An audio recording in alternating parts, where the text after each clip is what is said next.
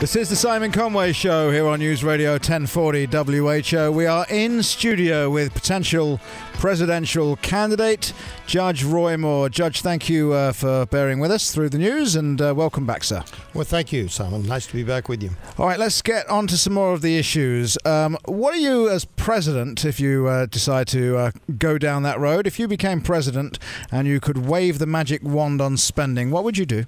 I would start cutting wasteful spending, and everybody says that's been done, but nobody ever does it. There's wasteful spending across the board in all federal agencies. They know it needs to be cut, but special interest controls it, so they never cut it. I would do that. I would stop spending that's unauthorized under the Constitution. There's $4.35 billion education program, Race to the Top, which is a copy of No Child Left Behind by President Bush. Before anybody, points that out, I'll point it out. Yep. The federal government has no power over education under the Constitution. It's taking away the power of the individuals, the parents who have the only power over education. Now, the states have educational programs. Yes. We'll leave it to the states in competition, and we would have the best education system in the world. So would you abolish the Department of Education? I would like to do that, yes. Okay. Well, me too, Yes. frankly. Okay. And what about this debt ceiling? Would you raise it? No. Again, very straightforward answer. It's $14.26 trillion. Washington warned us in his farewell address that we should not ungenerously throw upon posterity the burden we ought to bear. We can't avoid the cuts and put this burden on our children and our grandchildren. We should address that problem. It's just like in a home. Most people get lost in this technical talk about budget deficits and then the debt ceiling and everything. But if you had a mortgage on your home and you could keep raising the mortgage of your own will, that's what we're doing. It is what we're doing. No bank would give you an increased mortgage when you've overdrawn already, and we're going to pay the consequences. What does this word ceiling actually mean anyway?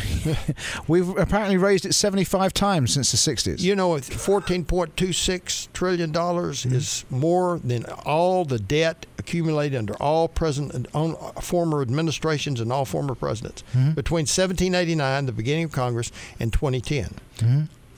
I know. It's truly shocking. It is truly shocking. Let's talk about taxes.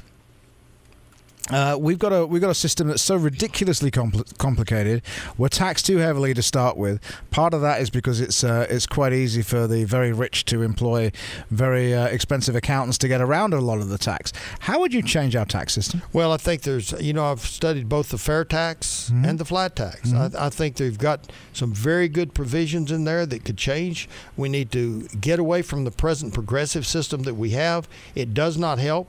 It only taxes the middle class, and it's a ridiculous system.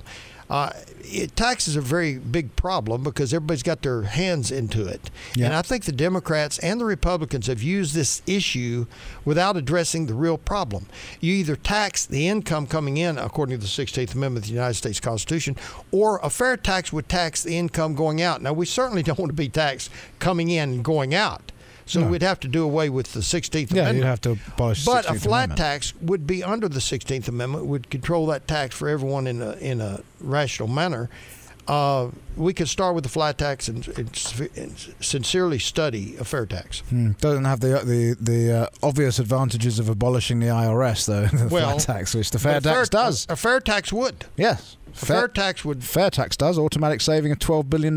That's right. And I think fair tax would actually bring more money in because it's a tax on what people pay out. And they don't have to pay it if they don't spend it. I've made that point exactly. As if one of your potential rivals, Mr. Donald Trump, wants to go out and buy a $1 million yacht, God bless him. Bless him. and he can then go and pay the sales tax. That's right. And it's also a way that he wouldn't be able to avoid it. Exactly. And not only would he not be able to avoid it, the illegal alien would not be able to avoid it. That's right.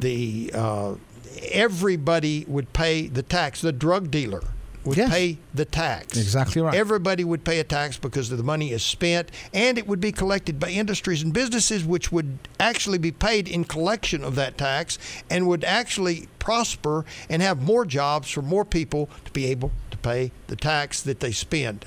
And it would not be a tax on income. Well, I'm a big fan of the fair tax, I got to say to you.